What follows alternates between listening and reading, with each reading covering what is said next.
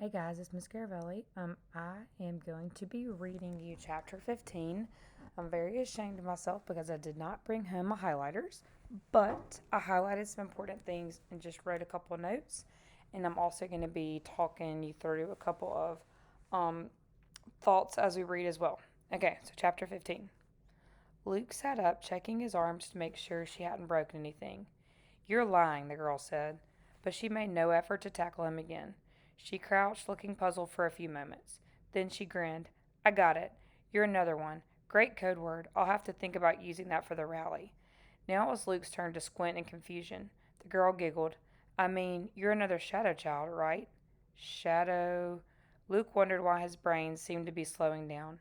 Was it just because she seemed several miles ahead of him? That's not the term you use, she asked. I thought shadow child was universal. But, you know, an illegal, someone whose parents broke population law 3903, a third. Luke couldn't bring himself to confess. He'd broken so many taboos today, leaving the house, standing in the open yard, talking to a stranger. Why did one more violation matter? You can say it, the girl coaxed. I'm a third child. Why should there be anything wrong with that? Luke was spared not having to answer her because she suddenly sprang to her feet, exclaiming, Oh no, the alarm! She raced down the hall and around the corner. Luke followed to find her jerking open a closet door, then punching buttons on a panel of colored lights. Too late, drat. She ran to a phone, Luke following breathlessly. She dialed. Luke watched in amazement. He'd never talked on a phone. His parents had told him the government could trace calls, could tell if a voice on the phone was from a person who was allowed to exist or not. Dad? She made a face. I know. Call the security company and get them to cancel the alarm, okay? Pause. And might I remind you that the penalty for harboring a shadow child is $5 million or execution, depending on the mood of the judge? She rolled her eyes at Luke while she listened to what seemed to be a long answer. Oh, you know, these things happen. Another pause. Yeah, love you too. Thanks, Dad. She hung up. Luke wondered if he should run back to his house immediately before the population police really did show up. Okay, so first I want to talk about these two pages. So, um, Luke just got into her house and she like kind of hurt him, knocked him over. And then she figures out that Luke is a third child too. So I underlined this part that says, great code word, I'll have to think about using that for the rally. And then I put rally question mark. So rally is like think about a pep rally, like a group of people coming together. Well, that's what a rally is. So I'm like, what kind of rally is she having? And then I underlined shadow child. And that's what I wrote up here, shadow child. So that is what they call a third child. And then down here, she realizes that Luke has no idea about that term. Because you got to think about it like Luke and Jen are totally different characters. Has been very sheltered. His parents have not really like let him do it. Not really, they haven't let him do anything at all. And Jen is the opposite. Like her parents, still care about her, but she just lives a very different life. So Luke is kind of just in awe and shock of what all that she's able to do and all the things that she knows. Then right here, I put Jen's a third child too. She tells him that. And then right here, she realizes that they had just set off the alarm. Because remember, like Luke came into her house, and so she ran to try to turn the alarm off, disable it, but it was too late. So she had to go call her dad. And it sounds like this has happened before. And Luke is just like, whoa, like a phone? She's using a phone. Like he's never been able to do that. He was told that he couldn't, that the government could trace it. So he's again just like in awe that she's able to do this. And then right here, she's kind of like messing with her dad because I think her dad, I'm just making an inference, which means reading between the lines that her dad's like annoyed that the alarm is going off. But she's like, hey, dad, remember like the penalty for harboring, which means like keeping a third child is $5 million or execution, depending on the mood of the judge. So she's kind of like, hey, I need you to call the security company, or this could happen. Like you'll get $5 million, a $5 million fine, or you could get killed. So then obviously he does what she asked her to do. Then that's kind of all on this page. So let's keep going. 62. They can find you now, Luke said, just from the phone. The girl laughed. They say, But everybody knows the government's not that competent. Luke started inching toward the back door just in case. But there really was an alarm, he asked, and you have security guards? Sure, doesn't everyone? The girl took another look at Luke. Oh, maybe not. She winced apologetically as soon as she'd said that. Luke decided to ignore the insult. Do the security guards know you're here? He asked. Of course not, the girl said. If they came, I'd have to hide. Personally, I think my family just has the alarm system to make sure I stay in the house. They don't know I can disable it. But, she gave him an evil grin. I set it off sometimes just for fun. That's fun? Luke asked. He thought another third child would understand him, be just like him. This girl sure wasn't. Aren't you scared the guards might find you? Not really, the girl shrugged. And see, doing it on purpose every now and then helped us today. My dad didn't really even ask why the system needed to be stopped. He just thought it was me making trouble again. In a twisted way, she kind of made sense. But trying to figure everything out made Luke's head hurt. He glanced toward the door. If he could just get safely home, he'd never complain about being bored again. Here he felt as baffled as Alice in Wonderland from one of the old books in the attic. Or he remembered something he read in a nature book. Maybe he was like the prey of a snake that hypnotized its victims before it ate them. He didn't think the girl would hurt him, but she might keep him confused and fascinated until the population police or the security guards or someone else arrived. The girl saw where he was looking. Am I scaring you? She asked. Shadow kids can be so jumpy. You're safe, you know. How about if we start over? Would you care for a seat? What's your name, anyway? Luke told her. Nice to meet you, the girl said, shaking his hand in a way that made him feel like she was kind of making fun of him. Then she led him to sit down on a couch in the room he'd first entered. She perched beside him.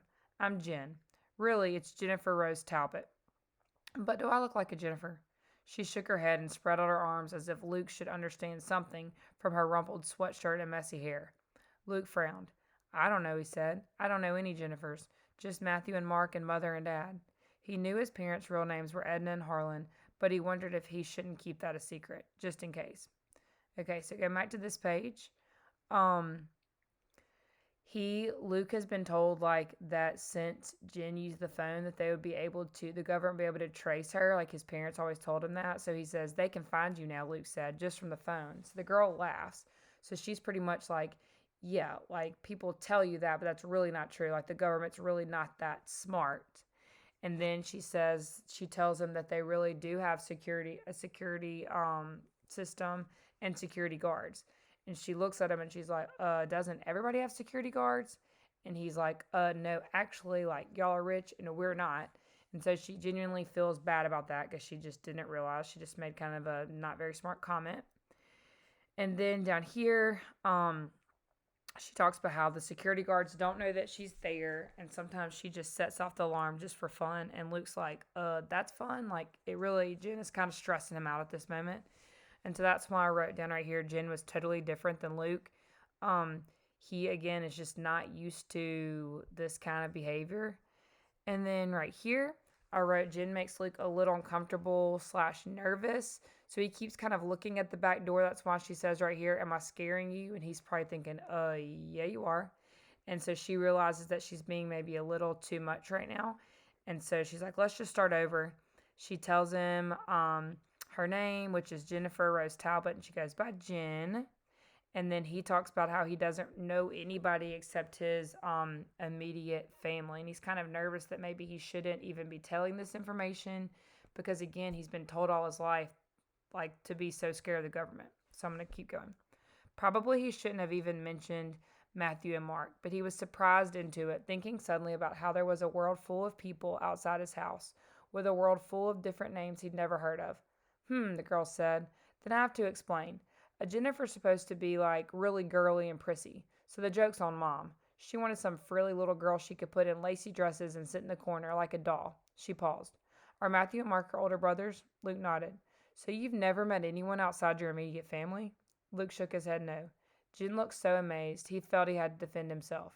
And you have? He asked, with almost the same taunting voice he sometimes used with Mark. Well, yeah, she said. But you're a third child, too, Luke protested. A shadow child, right? He suddenly felt like it might be easy to cry if he let himself. All his life he'd been told he couldn't do everything Matthew and Mark did because he was the third child. But if Jen could go about freely, it didn't make sense. Had his parents lied? Don't you have to hide? He asked. Sure, Jen said. Mostly, but my parents are very good at bribery, and so am I. She grinned wickedly. Okay, so on this page, she's like, wait, you've never met anybody outside your family? And he's like, no. So I wrote, that's crazy. And then he kind of feels like, wait, why should I have to, feel bad about this? Like, you are a third child too. And she's like, but yeah, um, I'm good at bribing my parents. And she just gets away with a lot more than Luke does. And then right here, he gets really upset. This part kind of makes me sad because he's seeing like Jen do all of these things that he wishes that he could do, like normal people things. And he's always been told that since he's a third child, he can't do it. And so he's like, are my parents lying to me? Like, why is she able to do all this? So I wrote, Luke is upset because Jen does all the things of a normal child and he was told he couldn't. She grinned wickedly. Then she squinted at Luke. How did you know I was a third child? How did you know I was here? Luke told her. Somehow it seemed important to start with the woods coming down, so it turned into a very long story. Jen interrupted frequently with questions and comments. So you've never been away from your house except to go to your backyard or barn? You stayed inside for 6 months? And gosh, you must really hate these houses, huh? And then when he got to the part about seeing her face in the window, she bit her lip. My dad would kill me if he knew I'd done that. But the mirrors were messed up, and Carlos bet me I didn't even know what the weather was outside, and, huh? Luke said. Mirrors? Carlos? Jen waved away his questions. Luke Garner, she announced solemnly, you have come to the right place. Forget that hiding like a mole stuff. I'm your ticket out. Okay. So right here, So right here, he goes into the story of how he figured out that she was a third child. And so then she's like, oh man, I am, glad that my dad doesn't know about this. And then right here, she mentions mirrors and Carlos. And Luke is like, what are you talking about? So she doesn't go into that yet. But then she says, forget that hiding like a mole stuff. I'm your ticket out. And I wrote foreshadowing. So we should know by now that foreshadowing means a hint of something that's going to happen in the future. So I want you to think about, what do you think she is foreshadowing? Like, what do you think she's saying is going to happen? Okay, so I might be back with chapter 16 later. So, goodbye.